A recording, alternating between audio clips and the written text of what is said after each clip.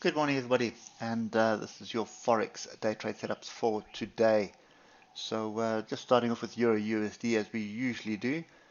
Still a little bit all over the place. Moving averages are flattened out here, and this is on the 8 hours, so that could be an indication that we are trying to find our feet somewhere along the line. Personally, I think we are in a bit of a triangle. We have this channel which is making up the bottom of the triangle here. So, we need to break one way or another. And I think the line in the sand for me right now is 098654.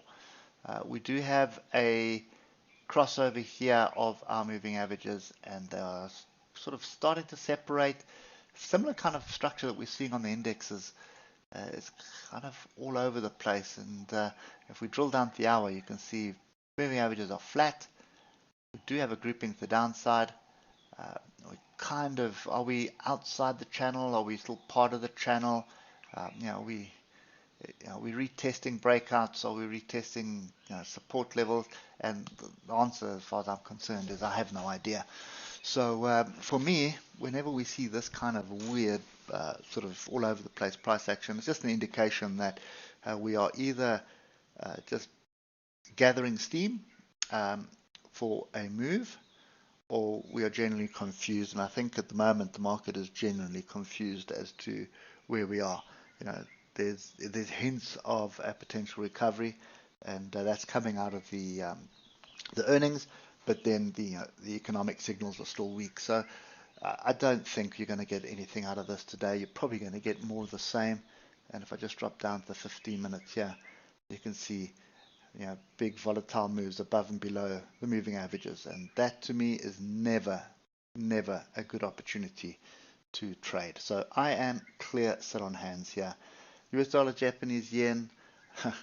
I mean, this doesn't come back to give me any opportunities to get in.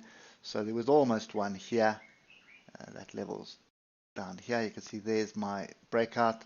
Try to come there and then pretty much bought immediately off it. But again, look at that price action through the day. If you look at the 15 minutes, look at this, tails the upside, tails the downside, big volatile moves, nothing that I want to be getting involved in, to be quite honest. So this one is also a sit on hands until I get some structure that is going to form. But by the looks of things, it's just on a runaway train. So we'll have to wait and see. Maybe we'll get something sometime along the line. But I think the last couple of weeks, ever since we broke out of here, there hasn't really been a decent opportunity for me to jump on this train.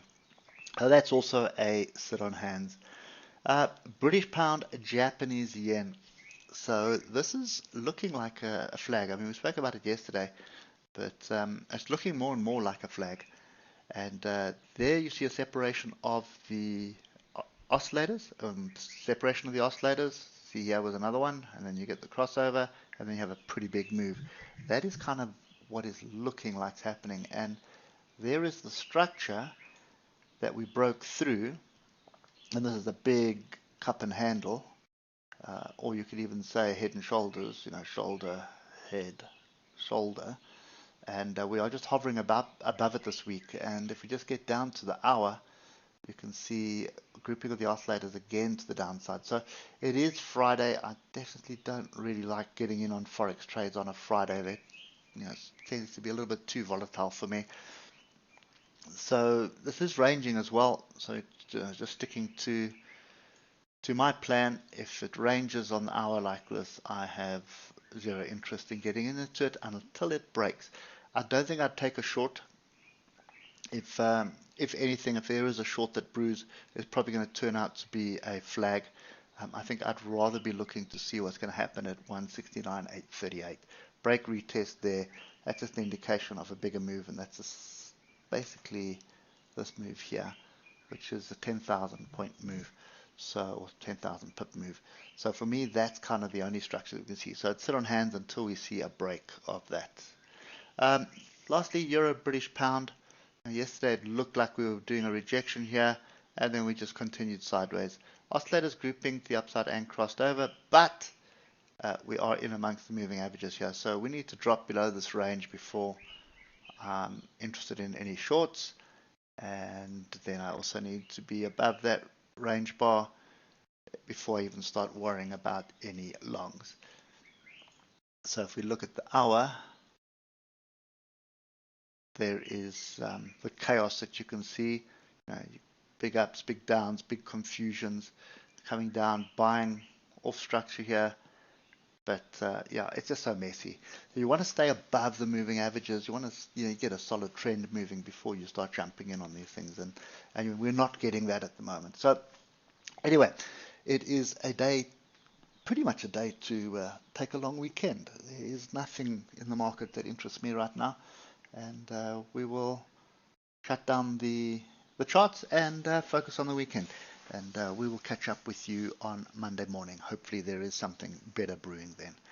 Anyway, enjoy your weekend and cheers for now.